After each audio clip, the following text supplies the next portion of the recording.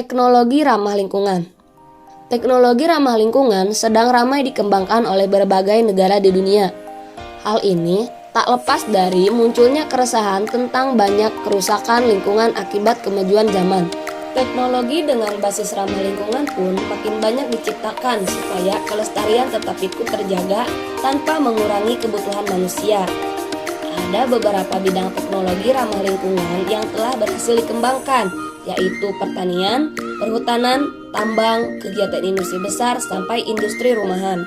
Dikutip dari situs Kementerian Lingkungan Hidup dan Kehutanan, teknologi ramah lingkungan adalah teknologi yang dalam pembuatan serta penerapannya menggunakan bahan baku yang ramah lingkungan.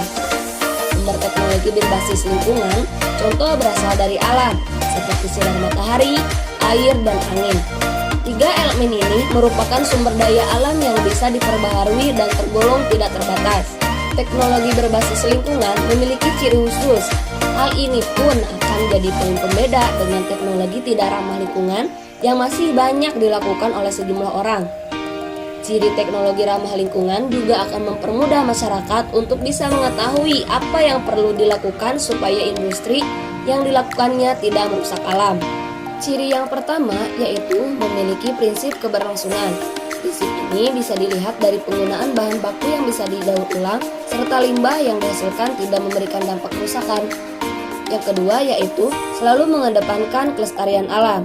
Hal ini terlihat dari penggunaan bahan baku dari alam yang diatur secara ketat dan tidak digunakan secara berlebihan. Salah satu contohnya yaitu pembuatan kertas dari pohon yang dilakukan dengan pemilihan secara ketat. Yang ketiga yaitu berorientasi pada pengurangan global warming atau pemanasan global. Industri besar terkadang memiliki hasil limbah yang sangat merusak. Salah satunya adalah CO2 yang bisa merusak lapisan ozon. Lalu apa sih tujuan dari teknologi ramah lingkungan?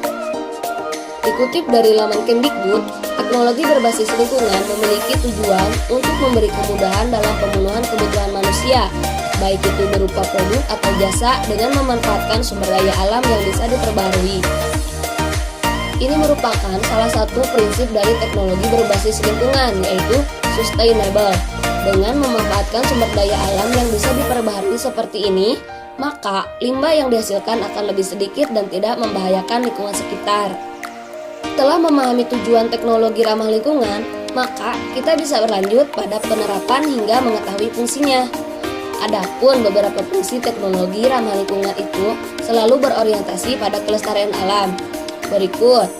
Yang pertama yaitu untuk menjaga kelestarian alam dari kerusakan, menjaga lingkungan yang bermanfaat untuk menjaga kesehatan, meminimalkan limbah keluaran pabrik sehingga mencegah pencemaran lingkungan yang berbahaya, memanfaatkan barang yang tidak berguna untuk menjadi produk yang memiliki manfaat lebih lanjut, serta memudahkan segala kebutuhan manusia.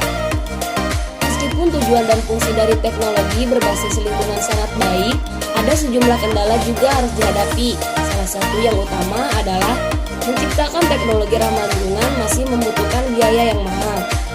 Hal ini sendiri terkadang membuat banyak industri atau pabrik belum bisa menerapkan prinsip ramah lingkungan karena biayanya yang besar.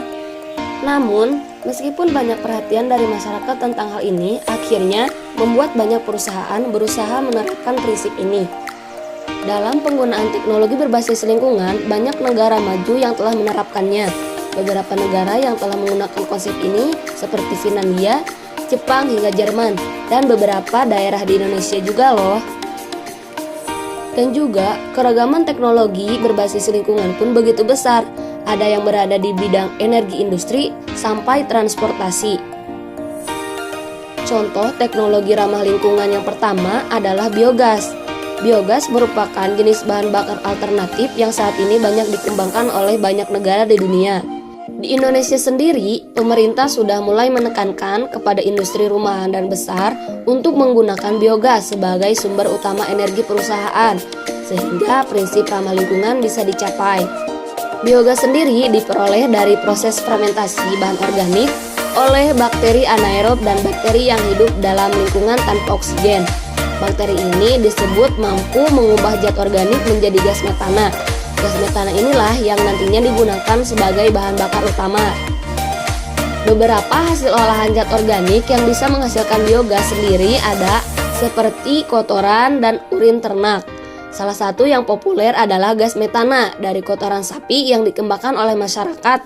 Contohnya di desa Cabengbon, Sulawesi Selatan, yang memiliki luas sekitar 6,8 km ini bahkan sudah memanfaatkan biogas sejak tahun 2013 lalu. Berawal dari informasi dan bantuan dari Badan Lingkungan Hidup, warga desa ini kemudian mengembangkan biogas sebagai sumber energi utama bagi kebutuhan rumah tangga mereka. Setidaknya, sudah ada 30 alat pengolah limbah kotoran ternak mereka. Menurut penuturan warga, biogas ini sangat membantu. Cukup kotoran dari 2 ternak sapi, mereka bisa memasak hingga 8 jam. Selain itu, ampas hasil pengolahan biogasnya juga bisa mereka gunakan. Ampas dikeringkan dan kemudian bisa digunakan sebagai pupuk organik. Yang selanjutnya ada panel surya. Panel surya atau sel surya adalah alat yang bisa digunakan untuk mengubah energi matahari menjadi listrik. Hal ini jelas menjadi salah satu teknologi berbasis lingkungan karena pemanfaatan cahaya matahari.